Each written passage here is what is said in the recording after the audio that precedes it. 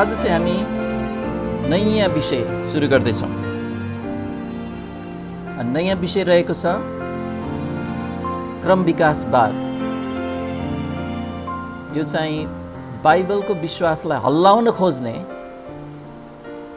यो अन्तिम दिनहरूमा आएको सन्देहवादको वातावरणमा आएको उब्जेको यो बाइबल विरोधी धारणा हो। अनि आज चाहिँ हामीले यसको परिचय हेर्न थाल्नेछौँ। विकासवादको परिचय, यसमा हामी 7वटा बुँदाहरू हेर्न खोज्नेछौँ। सबै भ्याउन सकियो भने पहिलो बुँदा हामीले अध्ययन गर्नेछौँ डार्विनवादलाई खण्डन गर्न वैज्ञानिक हुनु पर्दैन। दोस्रोमा हामी हेर्नेछौँ सृष्टि विज्ञानका सामग्रीका फाइदाहरू।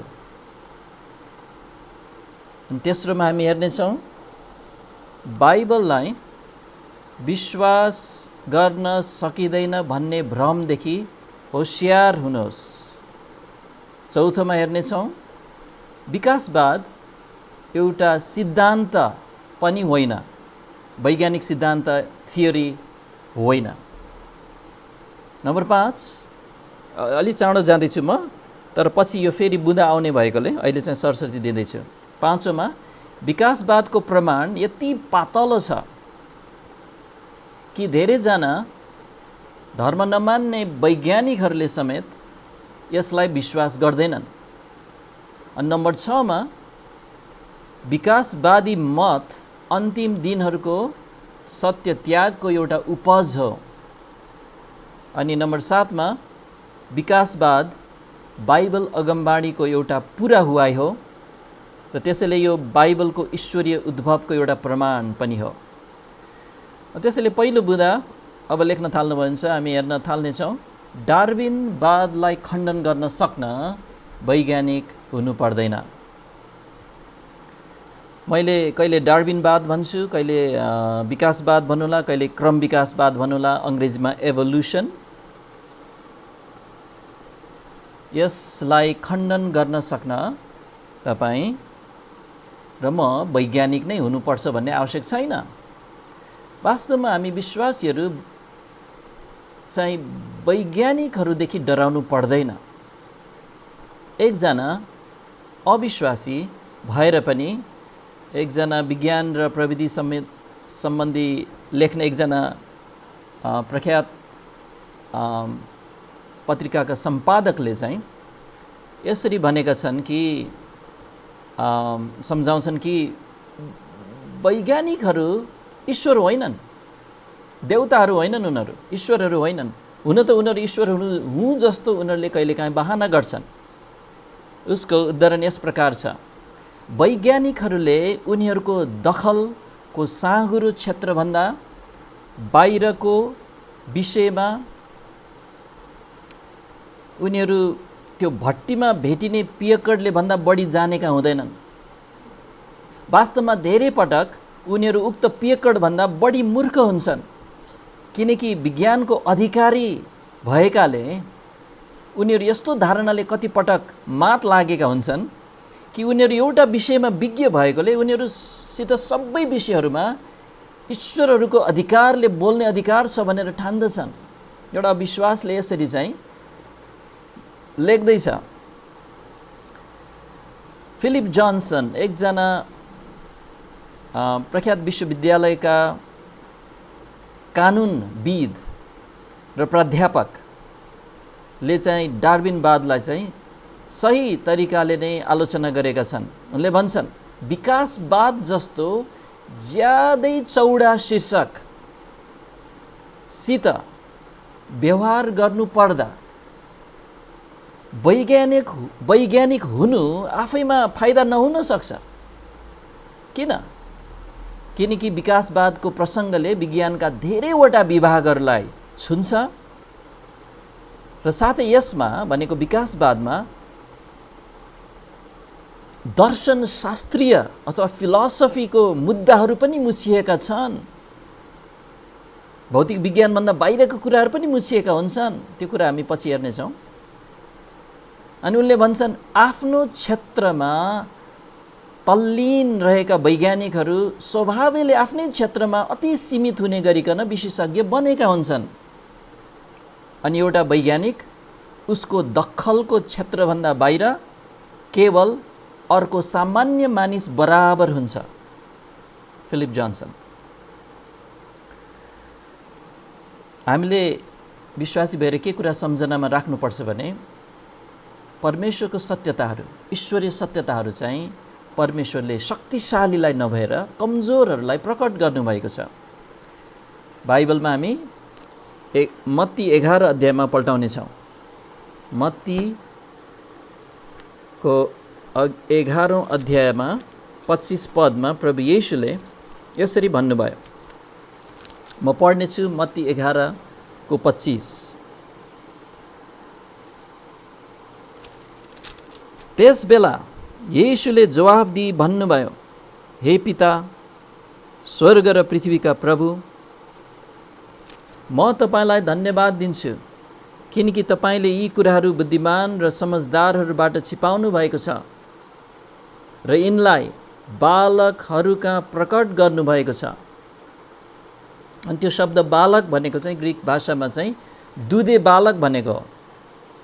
अनि याद गर्नुपर्छ बाइबलमा कतिपटक रूपकहरू अथवा अक्षरशः अर्थमा होइन तर एउटा चित्रणको रूपमा चाहिँ भाषा प्रयोग हुन्छ। अनि यहाँ पनि त्यही नै हो।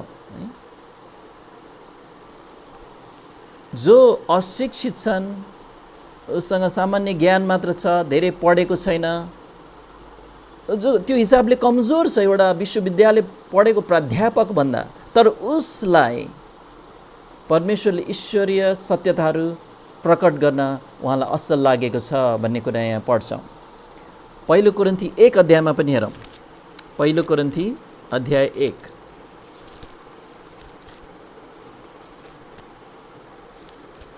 अनि पहिलो कोरिन्थी 1को 26 देखि 28 पदहरूमा पढ्नेछौँ। पावल प्रेरितले कोरिन्थका विश्वासीहरूलाई लेख्दैछन्, जहाँ चाहिँ ज्ञानको घमण्डको बिगबिगी चलिरहेको थियो, सच्याउनु पर्यो। अनि पहिलो कोरिन्थी 1को 26मा लेख्छन्, किनकि हे भाइहरू हो, तिमीहरूले आफ्नो बोलावटलाई विचार गर। शरीर अनुसार धेरैजना बुद्धिमान, धेरैजना बलवान, धेरैजना खानदानी बोलाइएका छैनन्, तर परमेश्वरले बुद्धिमानहरूलाई शर्ममा पार्नका निम्ति संसारका मूर्ख कुराहरूलाई नै चुन्नु भएको छ, अनि शक्तिशाली कुराहरूलाई शर्ममा पार्नका निम्ति परमेश्वरले संसारका कमजोर कुराहरूलाई चुन्नु भएको छ, अनि परमेश्वरले संसारका नीच कुराहरू र तुच्छ ठानिएको कुराहरूलाई अनि भएका कुराहरूलाई बेकममा तुल्याउनका निम्ति हुँदै नभएका कुराहरू चुन्नु भएको छ। परमेश्वरले हितोपदेशमा सुलेमानद्वारा यसरी हितोपदेश 28को 11मा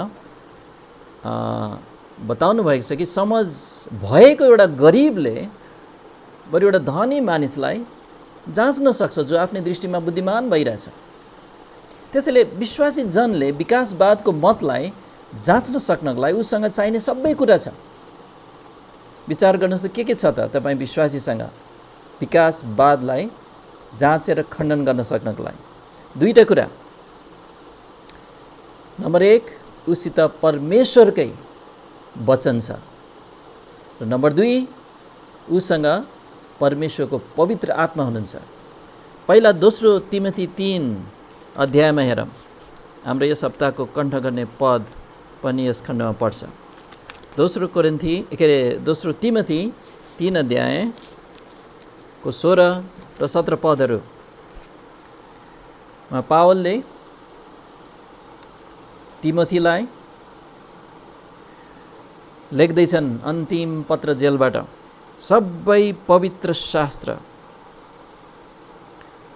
परमेश्वरको प्रेरणाद्वारा दिएको हो अनि शिक्षाका निम्ति, भुल दोष देखाउनका निम्ति, सुधारका निम्ति, धार्मिकताको सम्बन्धमा तालिमका निम्ति लाभदायक हुन्छ, जसद्वारा परमेश्वरको जन हरेक असल कामका निम्ति पूर्ण रूपले सुसज्जित भई सिद्ध होस्। हामीसँग परमेश्वरको वचन छ अनि यसले चाहिँ हामी जाँच्न सक्छौँ। यहाँ एउटा शब्द हेर्नुहोस्, सुधारका निम्ति। यहाँ चाहिँ जुन कुरा सिधा र ठिक छ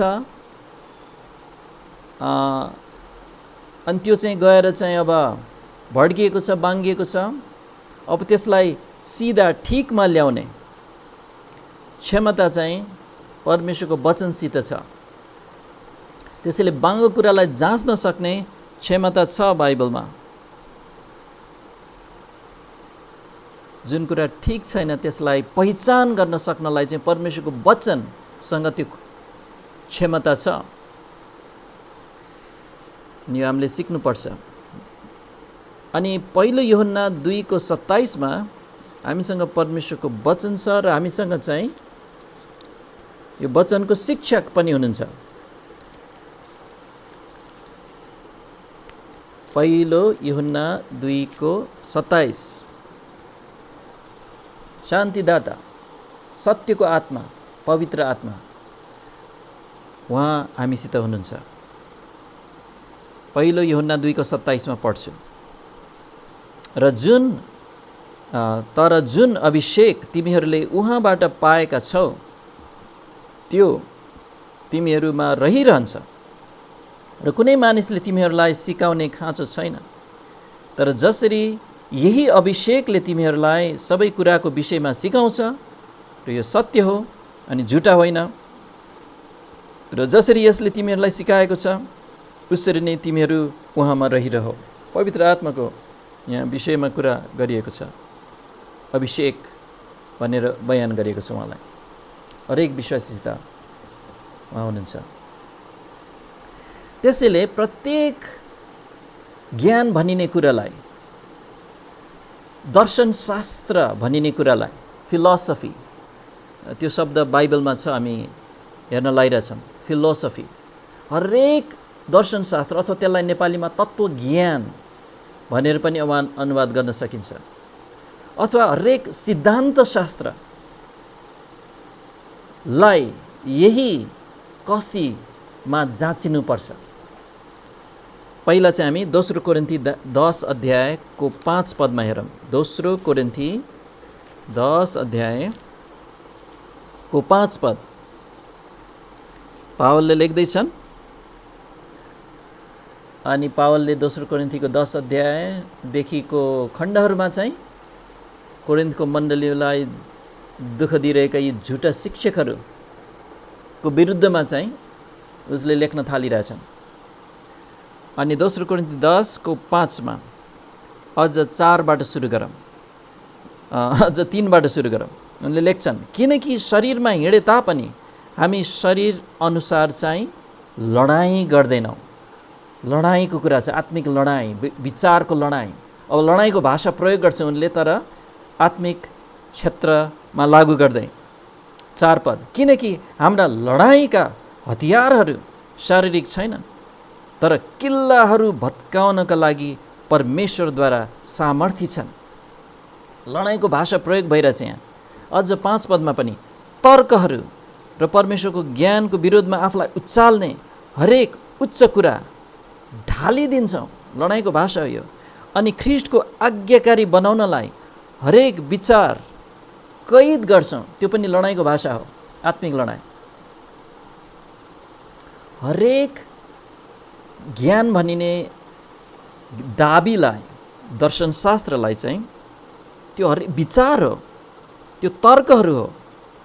अनि परमेश्वर ज्ञानको विरुद्धमा त्यो उचालिरहेछ भने त्यसलाई ढाल्नुपर्छ। अनि हरेक विचारलाई चाहिँ ख्रिस्टको आज्ञाकारी बनाउनलाई कैद गर्नुपर्छ भनेर पावलले भन्दैछन्। अनि यो कैद भन्ने शब्द ग्रिकमा चाहिँ एउटा भालाबाट आउँछ। एउटा भालाको तीरको टुप्पाले चाहिँ कसैलाई चाहिँ कसैलाई चाहिँ कैद बनाएर लानु है अहिले चाहिँ अब बन्दुकले गर्छ, पहिला पहिला भालाले है कैदमा पार्नु।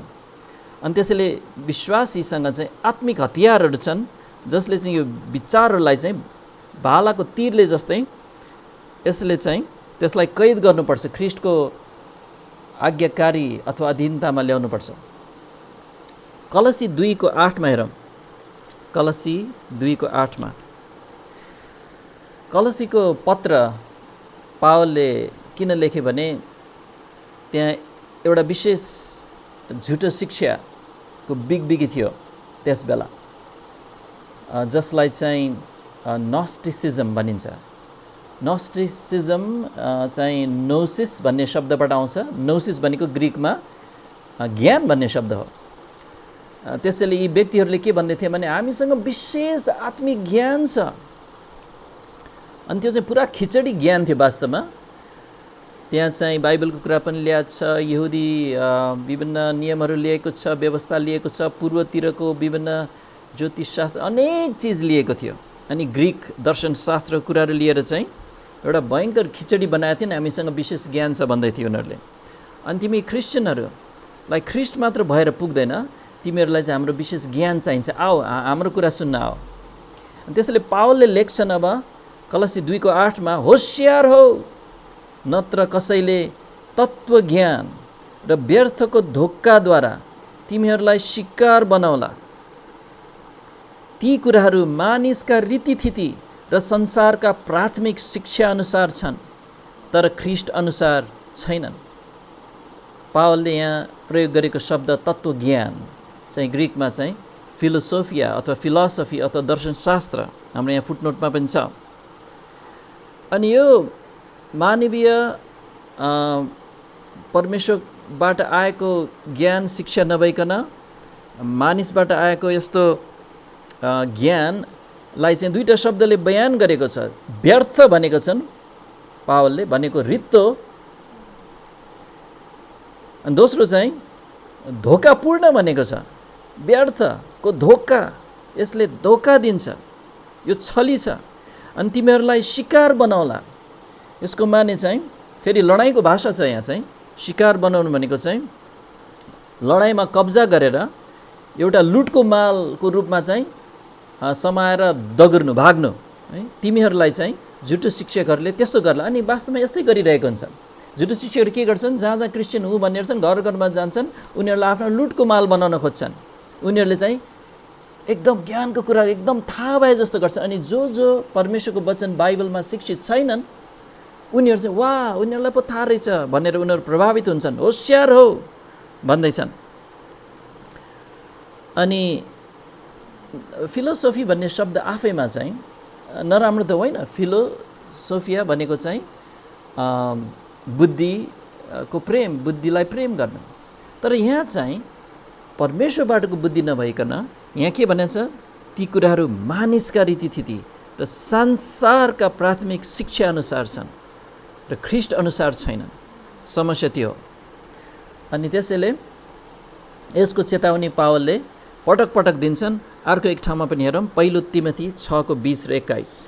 पहिलो तिमोथी 6:20 र 21।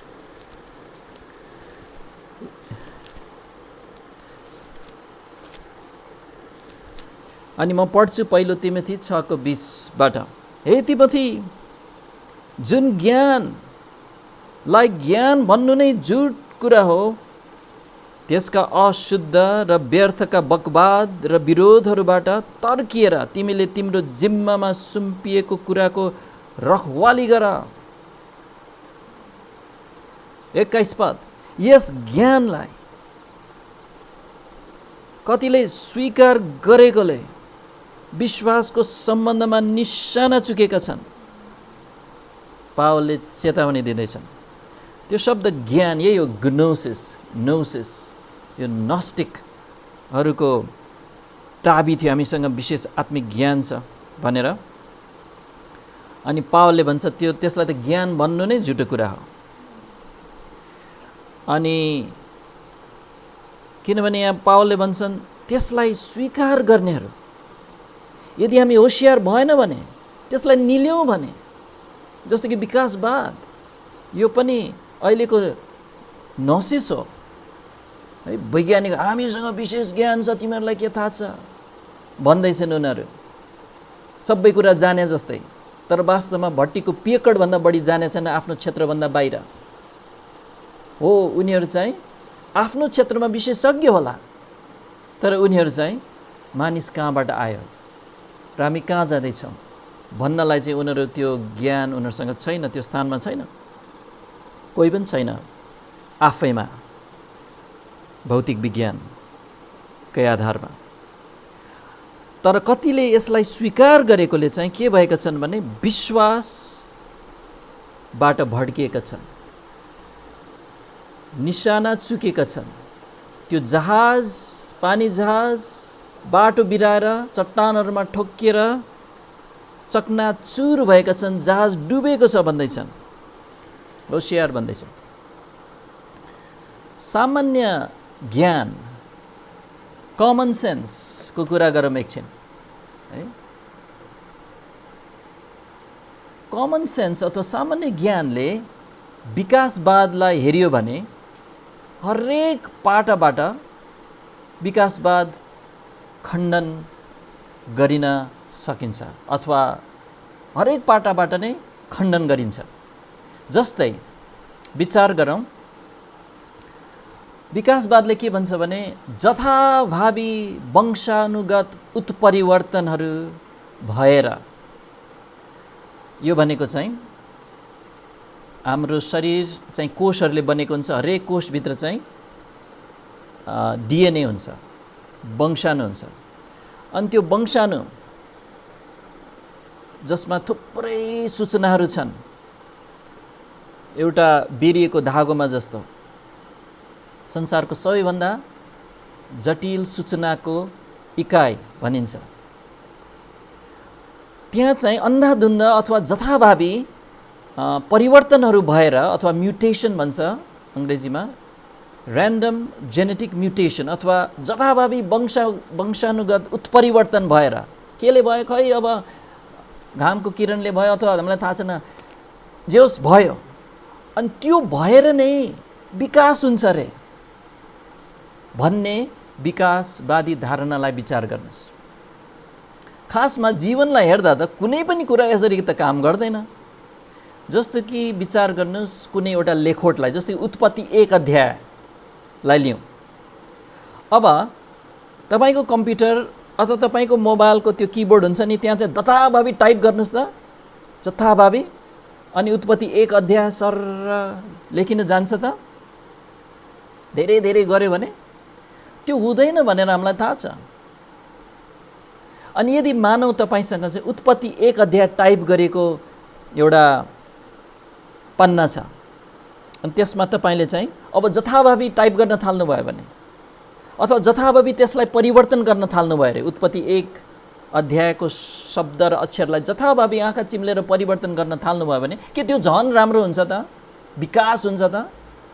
होइन, झन् बिग्रिन्छ। जथाभावी परिवर्तनहरूले लेखोटलाई झन् राम्रो बनाउने होइन, त्यसलाई विकसित गर्ने होइन, विकृत गराउँछ। अन्तरिक्षमा पहिला पहिला रकेट पठाउँथे, पछिबाट चाहिँ अमेरिकाले चाहिँ स्पेस सटल भन्ने पठाउन थाले। स्पेस सटल चाहिँ यस्तो कि त्यो पुगेर चाहिँ फेरि फर्कन सक्ने, त्यसमा चाहिँ 20 लाख पार्ट पुर्जाहरू हुन्छन्। तरै पनि मान्छेको एउटै कोषको तुलनामा त्यो ज्यादै सरल छ। अब त्यो यन्त्र स्पेस सटललाई विचार गरौँ, जथाभावी अन्धो परिवर्तनहरू गरेर त्यस्तो यन्त्र सृजना हुन सक्ने त हुँदैन भनेर हामीले भन्न सक्छौँ।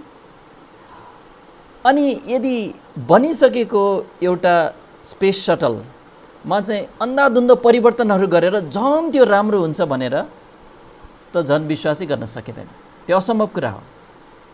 त्यसैले जटिल वस्तुहरू जथाभावी आकस्मिक घटनाहरूले निर्माण हुने गर्दैन। कमन सेन्स हो, यो सामान्य ज्ञान हो।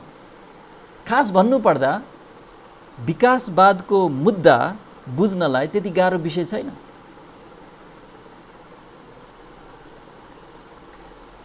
त्यसले हामीले हेऱ्यौँ डार्विनवादलाई खण्डन गर्न वैज्ञानिक नै बन्नु पर्दैन। दोस्रो कुरा हामी के हेर्नेछौँ भने सृष्टि विज्ञानका सामग्रीहरूका फाइदाहरू जुन अहिले हामी यहाँ प्रस्तुत गर्दैछौँ आजदेखि, यो चाहिँ सृष्टि विज्ञानको केही सामग्रीहरू हो। डेभिड दाईले लेख्नुभएको एन अनसेकेबल फेथ को त्यो खण्डबाट अनुवाद गरेर सिकाउँदैछु। क्रिएसन साइन्स, सृष्टि विज्ञान। अनि त्यसका सामग्रीहरू थुप्रै पाइन्छन् अहिले अङ्ग्रेजीमा। अनि त्यस्ता सामग्रीहरू धेरै उपयोगी छन्। केही बताउँछु। पहिलो, सृष्टि विज्ञानका सामग्रीहरू परमेश्वरका जनहरूलाई शैतानका झुटहरूको विरुद्धमा मजबुत पार्न असाध्य उपयोगी छन्, विशेष गरी युवाहरूलाई। म नयाँ क्रिस्चियन हुने बित्तिकै म चाहिँ सृष्टि विज्ञानको सामग्रीमा चुर्लुम्मै डुबेको, किनभने म पहिला पुरै विकासवादको सोचाइले भरिएको थिएँ। अनि अब चाहिँ म पढिरहेको कलेजमा जो पनि त्यही विकासवादमा डुबेको छ, उनीहरूलाई म सुसमाचार सुनाउन खोज्दाखेरि यही विकासवादको विषय आउँछ। अनि मलाई पनि प्रश्न थियो, मलाई त्यस्तो सिकाएको थियो पहिला विकासवाद विज्ञान भनेर, के हो त्यो? अनि त्यसैले धेरै सहायता भयो मेरो विश्वासमा मलाई बढ्नलाई, बलियो हुनलाई। अनि तीतस 1 अध्यायको 9 देखि 11 पदहरूमा पावलले तीतसलाई लेख्दाखेरि के भनेका छन् भने प्रचारक र शिक्षकहरूको एउटा कामै के हो भने झुटा शिक्षकहरूको मुख बन्द गर्न। झुटा शिक्षकहरूको मुख बन्द गरिएन भने बर्बादी ल्याउनेछ विश्वासीहरूको माझमा। त्यसैले तीतस 1 को 9 देखि 11 मा एल्डरहरूको योग्यतामा यो राखिएको छ, यसो गर्न सक्नुपर्छ। तीतस 1 को 9 देखि 11 पढ्नेछौँ। आफूले पाएको शिक्षा मुताबिक विश्वास योग्य वचन बलियोसँग पक्रेर खाँटी शिक्षाद्वारा विरोधीहरूलाई अड्ती दिन र कायल गराउन सक्ने हुनुपर्छ। किनकि धेरैजना अधीनतामा नबस्ने बकवादी र छली छन्, विशेष गरी खतना भएकाहरू। तिनीहरूका मुख बन्द गरिनुपर्छ। नीच कमाइका निम्ति तिनीहरूले नगर्नुपर्ने कुराहरू सिकाइकन सारा घरहरू बर्बाद पार्छन्। सृष्टि विज्ञानका सामग्रीको पहिलो उद्देश्य चाहिँ यही हो कि विश्वासीहरूलाई शैतानको आक्रमणको सामना गर्न मजबुत पार्न। अनि डार्विनवादलाई रद्द गर्न सकिन्छ। किनकि यसलाई समर्थन गर्ने, डार्विनवादलाई समर्थन गर्ने कुनै पनि एउटै पनि वैज्ञानिक प्रमाण छैन भनेर चाहिँ युवाहरूले देख्न खाँचो छ। दोस्रो, सृष्टि विज्ञानका सामग्रीहरूले हामीलाई एक किसिमको तालिम दिन्छ। कस्तो तालिम भने विश्लेषणात्मक विचार गर्नलाई, एनालिटिकल थिङ्किङ गर्नलाई। कुनै पनि कुरा सुन्नेबित्तिकै वाह भनेर खर्लपे निल्न होइन, त्यसलाई चाहिँ यो हो कि होइन त्यसलाई विश्लेषण गर्न, विवेचना गर्न, जाँच्न। त्यसले एउटा जाँच्ने विचार शैली विकास गर्छ। र अर्को चाहिँ खाँटी तर्क ज्ञान सिकाउँछ। खाँटी रूपले, छली रूपले होइन, ठिक तरिकाले चाहिँ तर्क गर्न पनि सिकाउँछ।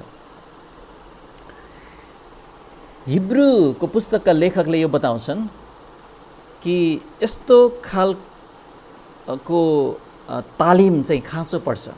हिब्रू 5 को 14 मा एकचोटि हामी पढौँ त।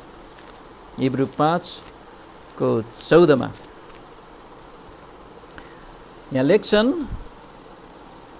तर खँदिलो खानेकुरा पुरा बढेका मानिसहरूका निम्ति हो, जसका ज्ञानेन्द्रियहरू काममा परिपरिकन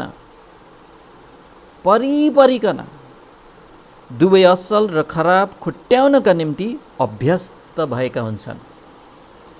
त्यसैले हाम्रो आत्मिक ज्ञानेन्द्रियहरू छन्। हाम्रो आँखाहरू चाहिँ शारीरिक ज्ञानेन्द्रियहरू हुन्, आँखा, नाक, मुख।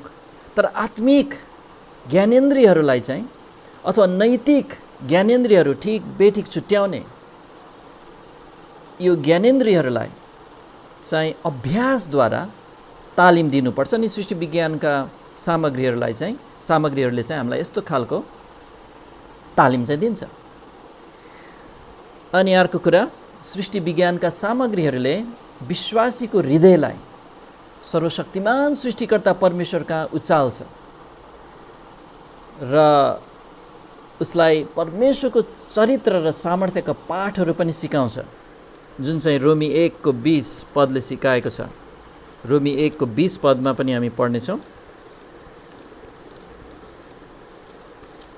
सृष्टि विज्ञानका सामग्रीहरूले चाहिँ हामीलाई परमेश्वरको ज्ञानमा अनि उहाँको उपासना गर्न, उहाँको चरित्र र सामर्थ्यको पाठहरू सिक्नलाई मद्दत गर्छ भन्ने कुरा रोमी 1:20 पढ्छौँ। किनभने संसारको उत्पत्तिदेखि नै उहाँका नदेखिने गुणहरू अर्थात् उहाँका अनन्त शक्ति र परमेश्वरत्व छर्लङ्ग देखा परेका छन्, सृष्टि गरिएका कुराहरूद्वारा जानिएका छन्। यसकारण तिनीहरूसँग, यो विश्वास नगर्नेहरूसँग कुनै बहाना छैन। अनि अन्तमा चाहिँ सृष्टि विज्ञानका सामग्रीहरू सुसमाचार प्रचार कार्यमा उपयोगी हुन्छ। सुसमाचार सुनाउँदाखेरि यो क्रम विकासवादकै विषयले अल्झिएको व्यक्तिहरू हुन्छन्। अनि उनीहरूलाई चाहिँ जब विकासवादको प्रमाण खै त दिनुहोस् न भनेर उनीहरूलाई चुनौती हामीले दिन सक्छौँ अनि हामी तयार हुन सक्छौँ उनीहरूले दिन सक्ने तर्कहरूलाई चाहिँ काट्नलाई। अनि उनीहरूलाई त्यसपछि चाहिँ सुसमाचार सुनाउनलाई चाहिँ हामीलाई बाटो खुल्छ। त्यसैले यो ज्यादै उपयोगी छ। त्यसैले हामीले हेऱ्यौँ डार्विनवाद खण्डन गर्न सक्न तपाईँ वैज्ञानिक हुनु पर्दैन। दोस्रो कुरा, सृष्टि विज्ञानका सामग्रीहरू यो विभिन्न कारणले फाइदाजनक छन्। र तेस्रो कुरा अब अध्ययन गर्छौँ, बाइबललाई विश्वास गर्न सकिन्न भन्ने भ्रमदेखि चाहिँ होसियार हुनुहोस्। अब हामीले लिपिको बारेमा अनि पुरातत्त्वशास्त्रबाट अनि विभिन्न खालको यस्ता प्रमाणहरू अध्ययन गर्दै आएका छौँ। अनि सन्देहवादले चाहिँ बाइबल यो कारणले विश्वास गर्न सकिँदैन, त्यो कारणले विश्वास गर्न सक्दैन भनेर कहिले इतिहासको कुरा, कहिले पुरातत्त्वको कुरा ल्याउने गरेको छ। अनि विगतको इतिहासलाई हामीले अध्ययन गऱ्यौँ। तर त्यस्तो बेलामा बाइबलमा विश्वास राखिराख्ने व्यक्तिहरू कहिले निरुत्साहित हुनु परेन भन्न खोजेको चाहिँ विचार गर्नुहोस्। डार्विन भन्ने व्यक्ति, चार्ल्स डार्विन, इङ्ल्यान्डको एकजना नेचुरलिस्ट भनिन्छ, पशु बोट बिरुवा यस्तो अध्ययन गर्दै हिँड्ने व्यक्तिले चाहिँ 1859 सालमा, सन् 1859 सालमा उनको त्यो किताब लेखे, On the Origin of Species, जीवहरूको उत्पत्ति भन्ने शीर्षकको एउटा पुस्तक प्रकाशन गरे। अनि त्यो समयलाई विचार गरौँ एकछिन। साथै हामीले अस्ति अध्ययन गरेको एकजना व्यक्ति एफ.सी. बाउर जस्ता सन्देहवादीहरूले के भनेका थिए त्यो बेलामा, नयाँ नियम त्यसका घटनाहरू घटेको 1 शताब्दीभन्दा पछि लेखिएको हो। अनि यो नयाँ नियमको कुराहरू वास्तवमा किम्वदन्तीमा आधारित छ। त्यो किम्वदन्ती कहाँबाट आयो? त्यो उहिले भएको घटना चाहिँ मुखको बोलीको आधारमा हस्तान्तरित पुस्तौसम्म हस्तान्तरण गर्दै आएर चाहिँ एउटा किम्वदन्ती हो यो। किंवदन्तीमा आधारित लेखोट हो भनेर चाहिँ एफसी बावरले भनेका थिए। अझ अरू के थियो सन्देहवादीहरूले भनेको, उनीहरूले भने थियो प्रेतको पुस्तक चाहिँ ऐतिहासिक त्रुटिहरूले भरिएको छ, यो ऐतिहासिक तवरले सजिलै साथीहरूलाई खण्डन गर्न सकिन्छ भनेर भन्थे। उनीहरूले यो दाबी गरेका थिए कि मूसाको समयमा लिपिको ज्ञानै थिएन, पर्याप्त ज्ञान थिएन लिपिको, त्यसैले गर्दाखेरि चाहिँ उसले बाइबलको त्यो सुरुका पुस्तकहरू लेख्न असम्भव थियो, यसरी बाइबल साँचो छैन भन्दै थिए। तर आखिरमा के भयो, यी आलोचनात्मक धारणाहरू वास्तवमा उनीहरू पो किंवदन्ती थिए र भ्रम थिए भनेर ठहरिए, जबकि बाइबल सप्रमाणित भयो अनि बाइबलमा भरोसा कायम राख्नेहरू सही ठहरिए। हामीले हेऱ्यौँ नयाँ नियमको मितिको सम्बन्धमा र प्रेतको पुस्तकको ऐतिहासिक गल्तीहरूको सम्बन्धमा उठेका जति पनि आलोचनात्मक धारणाहरू थिए त्यसलाई चाहिँ प्रख्यात पुरातत्त्वविद, उसको नाम के थियो, विलियम र्याम्सेले र अरूहरूले निर्णायक रूपमा नै रद्द गरिदिए। लिपिको सवालमा पुरातत्त्वविदहरू अब के जान्दछन्, लिपि भन्ने कुरा कम्तीमा पनि 3150 BC तिर विकास भएको थियो। अनि हामीले कसरी विभिन्न म्युजियमहरूमा त्यसको प्रमाणहरू भएको देख्यौँ हामीले। त्यो भनेको त मूसाको समयभन्दा 1500 वर्ष अगाडि नै लिपि थियो भन्दैछ भनेपछि चाहिँ बाइबलीय क्रम अनुसार त आदमको समयमा पुग्छ। 19औं शताब्दीको पछिल्लो समयदेखि, फेरि है यो भने के हो, 19औं शताब्दीको पछिल्लो समयदेखि भनेको 1800 देखि 1879 को अन्तिम समयसम्म, त्यो 100 त्यसको पछिल्लो समय भनेपछि लास्टतिर पर्छ, अब 1800 को लास्टतिर देखि पुरातत्त्वविदहरूले भनेपछि 200 वर्षभन्दा अगाडिदेखि नै के आविष्कार गरे भने के अरे 150-200 वर्ष अगाडिदेखि कि मिस्र भनेको इजिप्ट र मेसोपोटामियाका प्राचीन राज्यहरू सबै साक्षर समाजहरू थिए, सबै नै। त्यहाँ विद्यालयहरू थियो, पुस्तकालयहरू थिए अनि थुप्रै पुस्तकालयहरू भेटिएका छन् उगारितमा, मारीमा, उरमा, एब्लामा, निप्पुरमा, निनेवेमा, अन्य ठाउँहरूमा।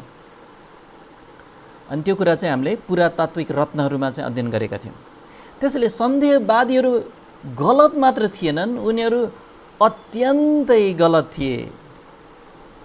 तरै पनि कैयौँ मानिसहरू बाइबललाई विश्वास गर्न सकिँदैन, विकासवाद सत्य छ भनेर विश्वास गर्दै गर्दै उनीहरू मरेर अनन्ततामा गएका छन्।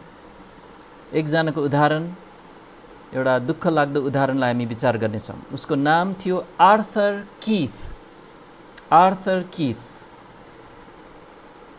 अनि ऊ चाहिँ 20औं शताब्दीको, सोच्नुहोस् फेरि 20औं शताब्दी भनेको 1900 देखि 1979 सम्म को सबैभन्दा चर्चित शरीर विज्ञान विशेषज्ञ भनेको मान्छेको शरीरको बनोटको सम्बन्धमा विशेषज्ञ एनाटोमिस्ट थियो। तर उनी चाहिँ एउटा पिल्ट डाउन भन्ने भ्रमले ठगिए। हामी पछि यो अध्ययन गर्नेछौँ, पिल्ट डाउन म्यान। यो चाहिँ एउटा पहिलाको आधा बाँदर आधा मान्छे, तर त्यो भ्रम थियो वास्तवमा। तर यो विशेषज्ञ पिल्ट डाउनलाई विश्वास गरे। उनको किताबमा चाहिँ एन्टिक्विटी अफ म्यान भन्ने किताबमा चाहिँ उनले चाहिँ यो पिल्ट डाउनलाई एकदम सर्वोत्कृष्ट मिसिङ लिङ्कको रूपमा मान्यता दियो। ओ, बाँदरबाट कसरी पिल्ट डाउन म्यान भएर हामी जस्तो मान्छे बनेको रहेछ भनेर चाहिँ यसलाई नै क्रम विकासको एउटा उत्कृष्ट प्रमाणको रूपमा उसले मानेको थियो उसको किताबमा। तर कुरा के भने यो आर्थर कीथले आफ्नो जीवनमा उसले सुसमाचार सभाहरूमा सुसमाचार प्रचार गरेको सुनेको थियो। अनि त्यो सुसमाचार सुन्दाखेरि प्रभु येशू ख्रीष्टलाई ग्रहण झन्डै गरेको थिएँ भनेर उसले लेखेको छ। तर मैले गरिनँ। किनभने विकासवादको कारणले। किनभने विकासवाद अनुसार त उत्पत्तिको पुस्तकको सृष्टिको विवरण त किम्वदन्ती हो, प्रमाणित भइसक्यो भन्ने कुरा विश्वास गरेकोले उसले चाहिँ प्रभु येशूलाई ग्रहण गरेनन् भन्ने कुरा चाहिँ उसको जीवनीमा बताइएको छ। वास्तवमा किम्वदन्ती त खास विकासवाद हो। अनि किथले त्यसैमा भर पर्दै आफ्नो अनन्त आत्माको जुवा खेल्यो। सन् 1953 पिल्ट डाउन भन्ने क्रम विकासको पिल्ट डाउन म्यान चाहिँ एउटा झुट्टो कुरा थियो भनेर प्रमाणित भयो। झुट्टा कुरा थियो, वास्तवमा होक्स थियो, बनावटी कुरा। अनि उसको जानकारीमा पनि आयो, तर ऊ बुढो भइसकेको थियो। अनि त्यतिखेरसम्ममा ऊ मानवीय बुद्धिवाद, ह्युमनिस्टिक ऱ्यासनलिजम, मानवीय बुद्धिवादमा यति डुबिसकेको थियो कि र त्यति मात्र होइन, ऊ चाहिँ क्रिस्चियन विश्वासको एउटा चर्चित विरोधी पनि भइसकेको थियो। जब उसले जानकारी थाहा पाए कि त्यो पिल्ट डाउन, जसलाई चाहिँ उसले सबभन्दा ठुलो प्रमाणको रूपमा मानेको थियो क्रम विकासवादको, त्यो झुटो रहेछ भनेर थाहा पाउँदा पनि तर ऊ धेरै धेरै अविश्वासमा डुबिसकेको थियो। हामीलाई थाहा भएसम्म ऊ त्यही अवस्थामा मर्यो। उसले बाइबलको सम्बन्धका प्रमाणहरूलाई अझ बढी होसियारपूर्वक र प्रार्थनापूर्वक खोजी गर्नु पर्थ्यो। उसले बाइबलका आलोचकहरूले र विकासवादीहरूले सिकाएको कुरालाई ग्रहण गर्न त्यति तत्पर हुनु हुँदैन थियो, किनभने यो विषय अत्यन्तै गम्भीर छ।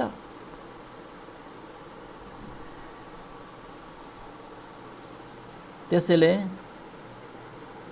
हामी चाहिँ यो अप्रमाणित सिद्धान्तहरूको भरोसामा चाहिँ आफ्नो अनन्तको प्राण र आत्मालाई चाहिँ सुम्पन अस्वीकार गर्नुपर्छ।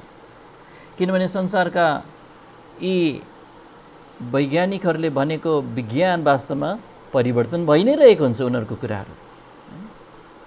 अनि हामीले त्यो अध्ययन गर्न लागेका छौँ। उनीहरू आपसमा पनि यो कुरामा सहमतमा छैनन्।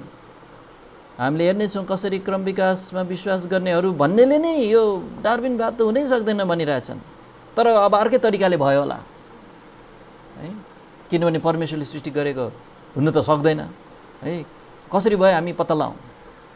यस्तो खालको अविश्वासलाई अँगालेका छन्। त्यसैले यस्ता मानिसहरू सारा संसारमा भरिए पनि एउटा विश्वासी त परमेश्वरको वचनलाई पक्रनुपर्छ। अनि अन्तमा एउटा बुँदा मात्रै हेर्न सक्छौँ कि चौथो नम्बरमा विकासवाद एउटा सिद्धान्त पनि होइन, थियोरी पनि होइन। अब साइन्समा छ नि, विज्ञानमा यो थियोरी, हाइपोथेसिस, ल जस्ता शब्दहरू प्रयोग हुन्छन्। अनि हामी त्यो शब्दको परिभाषा बुझ्ने प्रयास गर्नेछौँ यहाँ। अनि विकासवाद चाहिँ एउटा थियोरी पनि होइन, त्यसलाई एउटा सिद्धान्तको संज्ञा दिनदेखि पनि हामी होसियार हुनुपर्छ। अनि त्यसलाई थियोरीको नाम दिने छैनौँ यहाँ। किनभने विज्ञानमा थियोरी हुनलाई पनि त्यहाँ केही योग्यताहरू चाहिन्छन्, त्यस्तो योग्यता छैन विकासवादसित। अथवा हाइपोथेसिसलाई नेपालीमा अवधारणा, वैज्ञानिक अवधारणा कहलिनलाई पनि त्यसको केही योग्यताहरू हुन आवश्यक छ, तर त्यस्तो योग्यता छैन। एकजना फिजिसिस्ट डेभिड स्टोनले चाहिँ यसरी लेख्नु भएको छ। अब म अनुवाद गरेर पढिदिन्छु। वैज्ञानिक सिद्धान्तहरूमा के हुन्छ? गणितीय नमुना निर्माण गर्ने काम हुन्छ। क्वान्टिटेटिभ मोडलिङ भनेको चाहिँ गणितीय समीकरणहरूमा चाहिँ त्यहाँ केही व्याख्या गर्ने एउटा खुड्किलो हुन्छ। अनि साथै वैज्ञानिक सिद्धान्त थियोरी हुनलाई त्यसमा के हुनुपर्छ? अनुसन्धानात्मक तथ्याङ्कहरू हुन्छ। भनेको मतलब चाहिँ प्रयोगशालामा अथवा कुनै तवरले चाहिँ अनुसन्धान गरेर सङ्कलन गरिएको डेटा अथवा तथ्याङ्कहरू हुनुपर्छ। अरू के हुनुपर्छ? वैज्ञानिक सिद्धान्त अथवा थियोरी हुनुमा त्यहाँ पूर्वानुमान र अवलोकनद्वारा बारम्बार प्रमाणीकरण गरेको कुरा हुनुपर्छ। यो भनेको चाहिँ वैज्ञानिक तथ्य के अरे वैज्ञानिक एउटा थियोरी छ भने चाहिँ त्यसमा चाहिँ के गर्ने गरिन्छ भने ल यो थियोरी यदि साँचो हो भने यस्तो यस्तो हुन सक्नुपर्छ, यस्तो यस्तो हुनुपर्छ, हामीले त्यहाँ गएर खोज्यो भने यस्तो भेटिन्छ, त्यस्तो पूर्वानुमान लगाउन सक्नुपर्छ। अनि त्यसपछि अवलोकन गर्न जानु पर्यो छ कि छैन रहेछ। अवलोकन गर्दा मिल्यो भने ए ल त्यसो भए यो सिद्धान्त चाहिँ ठिकै जस्तो अहिलेसम्म, अर्को ठाउँमा जाँचौँ, यहाँ जाँचौँ, त्यहाँ जाँचौँ, सबै ठाउँमा जाँचौँ है। अनि वास्तवमा रकेटमा लगेर चन्द्रमामा पनि त्यो अनुसन्धान गरेका छन् है, त्यहाँ प्रयोगशाला छ। किन? त्यो थियोरीहरूलाई चाहिँ बारम्बार जाँचिरहेका हुन्छन्, अवलोकन गरिरहेका हुन्छन्। अनि त्यस्तो समावेश हुनुपर्छ एउटा वैज्ञानिक थियोरी सिद्धान्त कहलिनलाई। तर सुन्नुहोस्, विकासवादको यो सपना हो। विकासवादको दर्शनशास्त्रमा कुनै पनि पाटोमा सिद्धान्त भन्ने कुरा छैन, थियोरीको छनकै छैन। उदाहरणको लागि प्रथम प्रोटिन, हाम्रो शरीर मा चाहिँ प्रोटिनहरूले हाम्रो तन्तुहरू बनेका छन्। यो प्रथम प्रोटिनको निर्माणको सिद्धान्त खोइ त? अनि पहिलो डिएनए को निर्माणको खास सिद्धान्त छैन। पहिलो कोषका उपसंरचनाहरू, कोषका विभिन्न भागहरूको निर्माणको सिद्धान्त खोइ छैन। पहिलो कोषको निर्माणको सिद्धान्त कहाँ छ? छैन। बहुकोषीय प्राणीहरूको निर्माणको सिद्धान्त छैन। जाति बीचको रूपान्तरण भनेको चाहिँ एउटा जातिबाट अर्को जाति बन्यो रे, त्यो रूपान्तरणको सिद्धान्त खोइ त? छैन। कुनै सिद्धान्त छैन, कथाहरू मात्र छ। यसरी भयो होला, त्यसरी भयो होला। त्यहाँ कुनै वंशानुगत तथ्याङ्क छैन। भनेको चाहिँ अब डिएनए वंशाणुहरूको अध्ययन गरेर त्यसको तथ्याङ्कहरू, डेटाहरू सङ्कलन गरेको छैन। उत्परिवर्तनहरू भनेको म्युटेसनहरू र प्राकृतिक छनौट, अब यो शब्दहरू चाहिँ धेरै नयाँ शब्दहरू छन्। तपाईँहरू कतिलाई यो शब्दहरू पछि हेर्नेछौँ। यो यस्तो उनीहरूले चाहिँ यो म्युटेसन र नेचुरल सेलेक्सन, उत्परिवर्तन र प्राकृतिक छनौटले चाहिँ हामी बनेको रे। खै त यसले नयाँ जटिल तन्तुहरू, अङ्गहरू र प्राणीहरू पैदा गरेको अवलोकन भएको खै त? अवलोकन त छैन। फेरि एउटै उदाहरण छैन। साथै विकासवाद एउटा हाइपोथेसिस पनि होइन, अवधारणा पनि भन्न मिल्दैन। किनभने हाइपोथेसिस अथवा अवधारणा भनेको चाहिँ के हो भने अवलोकन गरिएको तथ्यहरूको एउटा तर्कसङ्गत व्याख्यालाई चाहिँ हाइपोथेसिस भनिन्छ, अवधारणा भनिन्छ।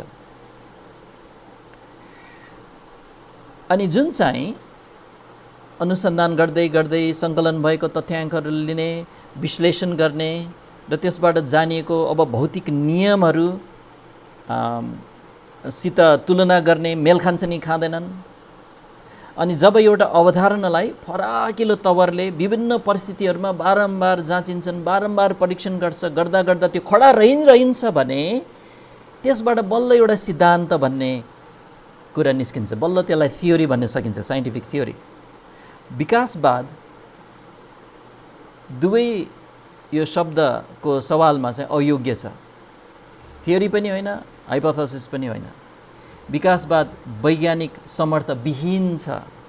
केवल यो एउटा के हो? दर्शनशास्त्रीय एउटा ज्ञान है, हावाबाट निकालेको ज्ञान। अझ एउटा धार्मिक धारणा हो। त्यो चाहिँ भन्न मिल्छ, एउटा धार्मिक धारणाको रूपमा चाहिँ भन्न योग्य छ, जसले चाहिँ बाइबलीय सत्यतालाई कथाहरूद्वारा हटाउन खोजिरहेको छ। त्यो उद्देश्य चाहिँ त्यो बोकेको छ। त्यसैले आज चाहिँ हामीले 4वटा बुँदाहरू हेऱ्यौँ। डार्विनवादलाई खण्डन गर्न सक्न वैज्ञानिक हुनु पर्दैन। सृष्टि विज्ञानका सामग्रीका फाइदाहरू हेऱ्यौँ। बाइबललाई विश्वास गर्न सकिँदैन भन्ने भ्रमदेखि हामी होसियार हुनुपर्छ। र चौथोमा चाहिँ विकासवाद एउटा सिद्धान्त पनि होइन।